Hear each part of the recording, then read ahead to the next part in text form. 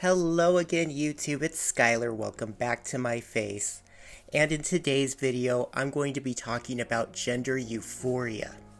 So before we get into it, please remember to subscribe if you haven't already and you enjoy my content, and hit the like button. It really does help me out.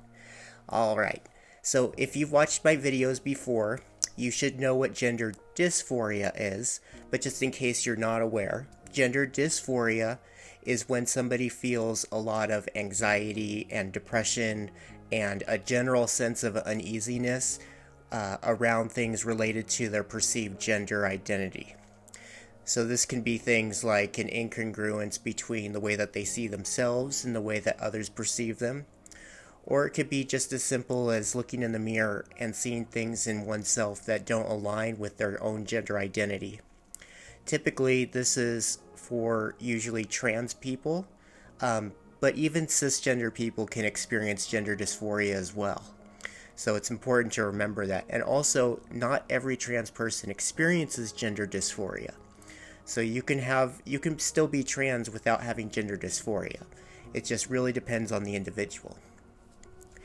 Now, gender euphoria, on the other hand, is the opposite of gender dysphoria, whereby a person gets a sense of joy and elation from their gender identity, and in ways that confirm and make that person feel better about themselves.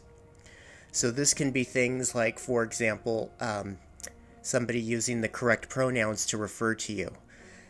Trans people typically prefer to have a certain type of pronoun that they like to use and have other people refer to them as. So for example, the case of a trans woman, typically after they transition, they'll move away from he, him pronouns and prefer something more along the lines of she, her, or she, they pronouns.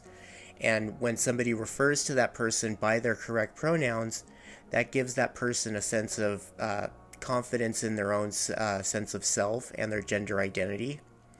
And that gives you gender euphoria. But gender euphoria can come from a wide variety of different things that most cisgender people don't even usually think about because they take for granted. So things such as, for example, I have long hair now after I transitioned. I never had long hair before. And so one of the things of my routine is to brush my hair and take care of my hair. And while in of itself that is kind of a tedious maintenance process, the fact that I'm able to do that and explore different hairstyles and brush my hair and take care of my hair in ways that are typically perceived as feminine, that gives me a lot of gender euphoria. Also, things like the way that a person dresses, typically things that are associated with like more masculine or feminine clothing will give the trans person a sense of gender euphoria the closer they align to that person's gender identity.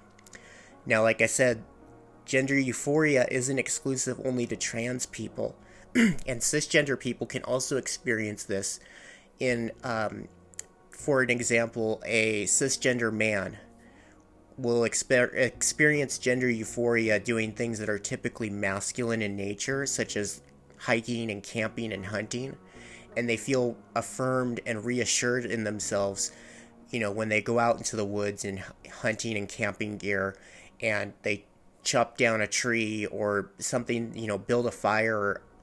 Things that are typically associated with survival are generally perceived as being more masculine.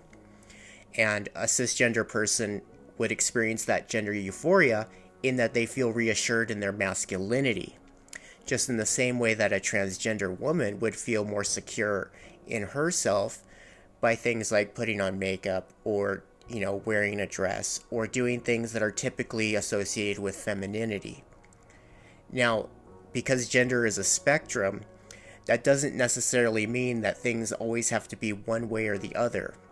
And people can experience gender euphoria on a wide spectrum, including people that are non-binary, which don't fit into either category of male or female, and fall somewhere along the lines of in between.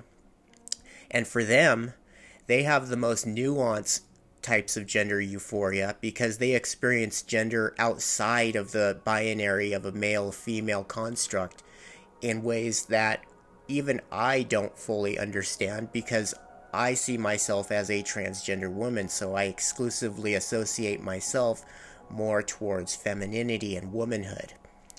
And so you can really see how there's all these different mechanics and processes that go on. And then it's not just trans people, it's also cis people. And it also includes gender nonconforming people, like non-binary people. So everybody feels included in this type of realization. It's just typically because cisgender people haven't had the experiences that trans people have with the gender dysphoria or transition.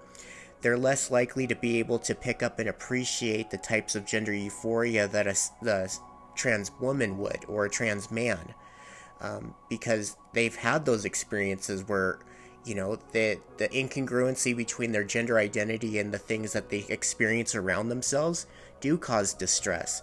So being able to remove those obstacles actually really helps them overcome that boundary and puts them into a state where they're like, I finally get it now. This is what it feels like to feel normal. This is how cisgender people usually feel.